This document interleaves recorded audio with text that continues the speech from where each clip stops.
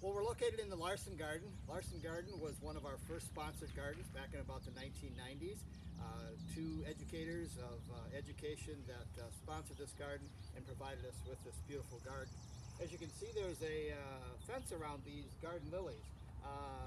One of the donors loved garden lilies, and she won a prize for some of her lilies.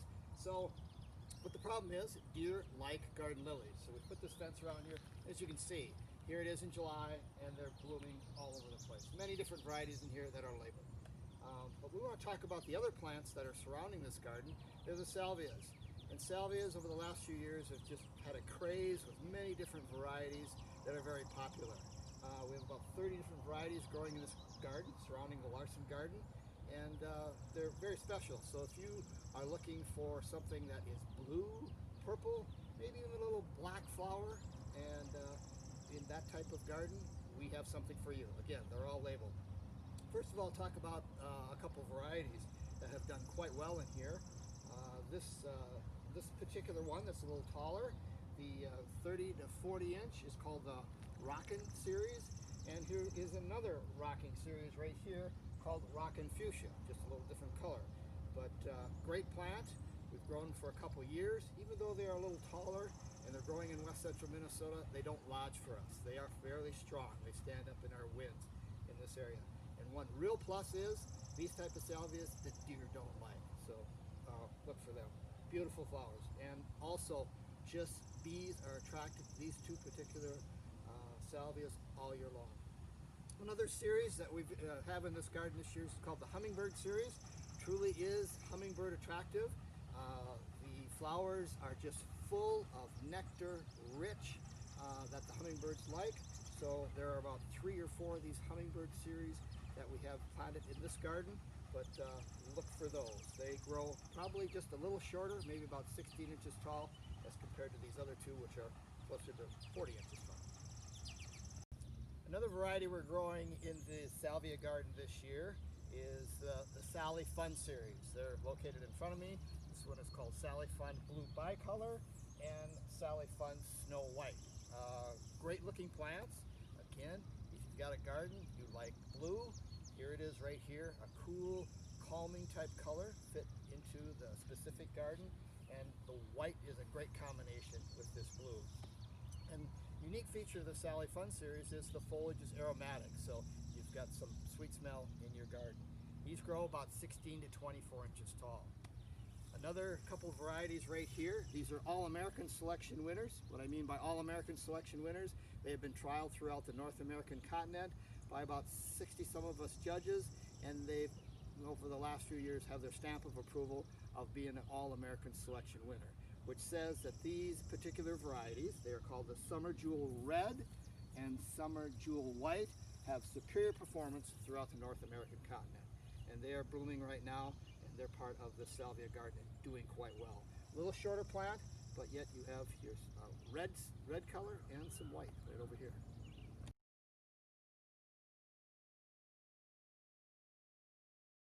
Here we're standing in the Wes Gray backyard garden.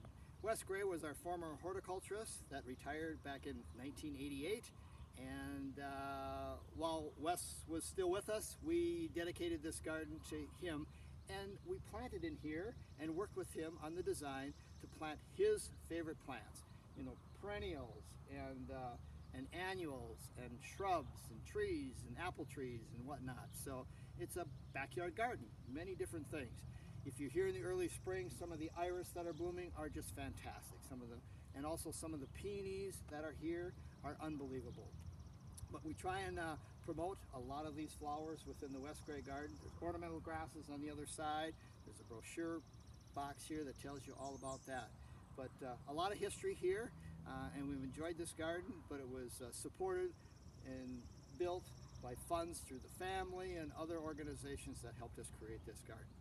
One aspect of this garden is Wes was always trialing vegetables, so one part of this garden is we always plant some of those vegetables that he enjoyed growing and displaying and running trials on throughout his career here, and we'll be talking about those next. In the Wes Gray backyard garden, we always grow some vegetables back in this backyard, and this year we're highlighting vegetables that do well in containers. And a few of these are All-American Selection winners, which I talked about earlier, that have shown great performance throughout the North American continent. But this year we're growing a couple tomatoes. One of them right here is called Red Racer. It's a cocktail type tomato, which is a little bigger in size than a cherry or a grape tomato. But as you can see, it's growing very well in this container. There is a tomato cage around here. There's 3 plants in there, but as you can see, it's not ripening yet. There are probably literally almost 100 fruit on there that are going to ripen in a bright red. So look for that one. Just doing really nice in a container. And if you're short on space in your house or your landscape or whatever, and need to grow a vegetable in a container, try this one. And with containers too, with vegetables, make sure you have an adequate size container. These are 18 inches across in diameter. They're adequate size. They have a soilless media in there, but then you got to make sure you feed that soilless media with some water-soluble fertilizer occasionally to keep things growing like this. So they do take some extra special care, and for sure, don't let them dry out. If you leave for the weekend, make sure somebody's watching them. Here's a unique eggplant called Asian Delight, an All-American Selection winner. And as you can see, this little skinny fruit there. And if you're into stir fry or whatnot and enjoy the taste of eggplant, this variety is unique where you don't have to remove the skin if you're stir frying it or whatever else. So great new eggplant called Asian Delight. Then one other tomato. This one is called Patio Choice Yellow. Yellow fruit. It's not showing its color yet, but hundreds and hundreds of tiny cherry tomatoes on this plant. Growing very well in a container. There's 3 plants also in that container and a tomato cage around it, but great choice for growing in a container. Patio Choice Yellow. Another new unique garden this year is our pollinator garden. I'll share with you a little bit of the history on this. In 2017, 2018, Julie Weisenhorn, who's an extension horticulturist, educator, put together a trial with annual flowers to see about 30 different varieties, which ones are pollinator attractive. Annual flowers have had kind of a bad rap with not being attractive to these pollinators, which we know are important in our life. A lot of the perennials and the native flowers certainly are attractive to pollinators. So it was an interesting trial where we had 4 Stevens County Master Gardeners for about 8 weeks, each of the 2 seasons, sit here in a particular garden and just watch the flowers as different types of insects, pollinators, honeybees, bumblebees, native bees visited that garden. And they would record what was going on, how many times each particular flower was visited by a particular pollinator. So, and they recorded that data, and Julie Weisenhorn put together that data, which was over 2 or 3 different sites throughout Minnesota, and came up with about 7 or 8 great annual flowers that will attract pollinators in your garden. So an interesting study, and this is kind of showcasing those varieties that came up with some of her top performers, again, for attracting pollinators. Some of my favorites are the Melopodium Showstar right here. This gold, orange, yellow type flower maintains that flower color all season long. And then the other particular favorite of mine is a Rudbeckia, which is actually a biennial. It's not an annual. Biennial, it will come back from seed the following year, called Prairie Sun. Just a yellow daisy-like flower with a dark center. Very attractive flower in this pollinator garden.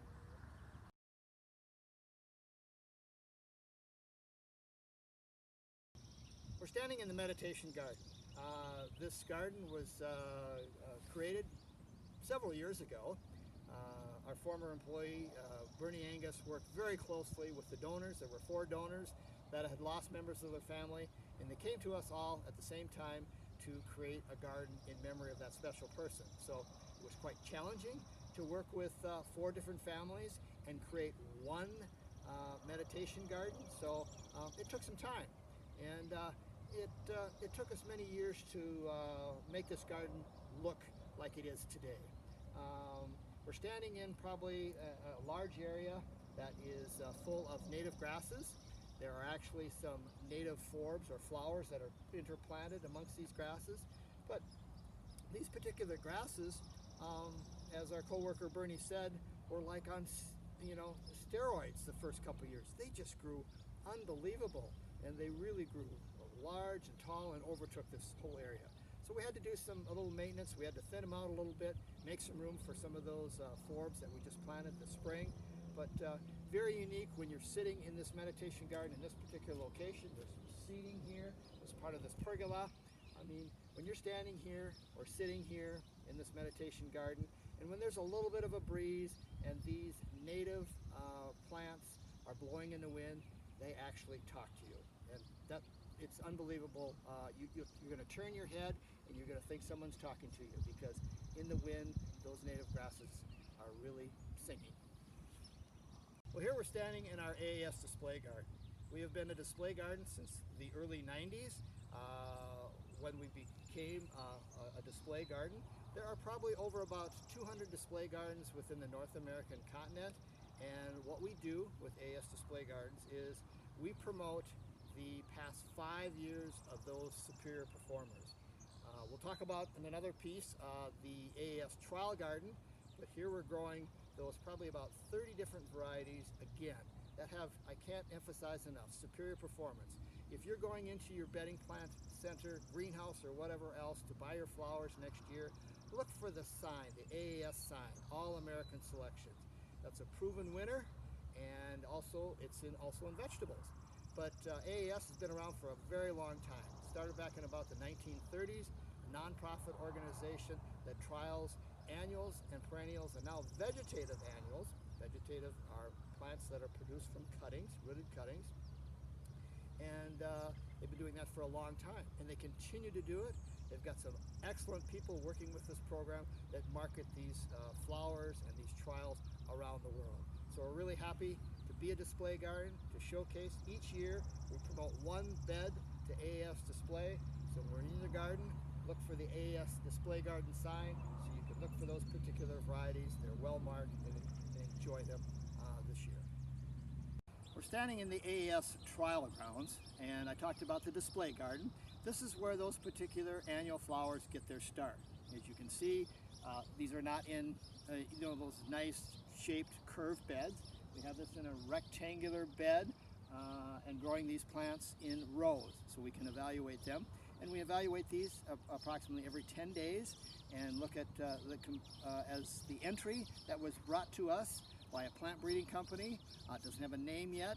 And then there are 2 or 3 comparisons that we compare that entry to.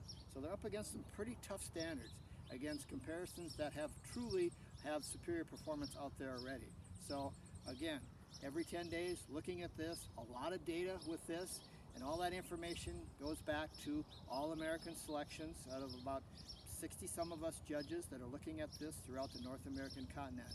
And not every year there are just a handful of some of these that get the stamp of approval from AAS and then are released into the trade. So this year we have, as you've seen right behind me, are some celosia, looking very good right now.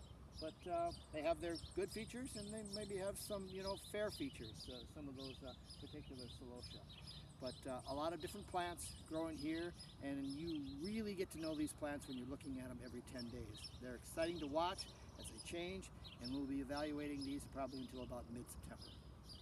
Here we're standing in the Ken Anderson Memorial Garden. Many years ago, when Ken Anderson passed away, his family and numerous friends were interested in creating a garden in his memory. Ken Anderson was a bedding plant producer and had a nursery over by Farwell, Minnesota, but also one of his key things he did in life was develop new hosta varieties. So within this hosta garden, we probably have about 65, 70 different varieties of hostas, but he developed about 25 of those, and we have most of those in this particular garden. They are labeled. So we're in a shade garden. Hostas prefer shade. Some of the other varieties that are on the outside edge will tolerate a little bit more sun, and but take a walk through this garden. Everything is labeled, and enjoy the beauty of the hosta garden. It is truly a nice feature in our horticulture display garden this year.